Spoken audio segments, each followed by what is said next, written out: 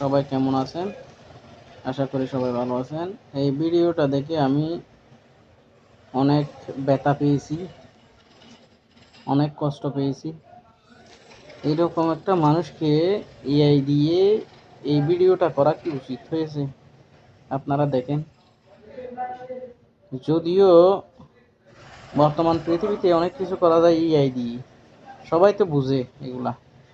তো যিনি করেছেন, যা কি কারণে করেছেন এটা আমি জানি না, এটা আল্লাহ পাক ভালো জানে। বদনাম করার জন্য পৃথিবীতে অনেক কিছু করে মানুষ, কিন্তু হাজারো চেষ্টা করি আল্লাহ যাকে সম্মান দেয় তাকে আপনি ব্যর্থ করতে পারবেন না। ঠিক আছে?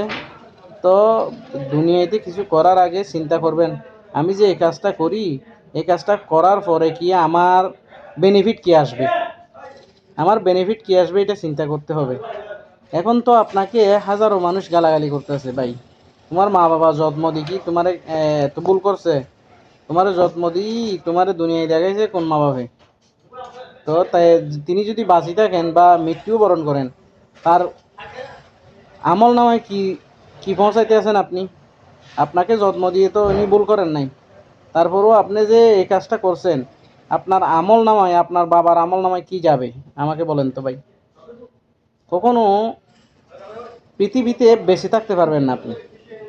বেঁচে থাকতে যখন না পারবেন, তাহলে এমন কিছু করিয়েন না আপনার কারণে আপনার মা বাবা আত্মীয় স্বজন গালাগালি শুনতে হয়।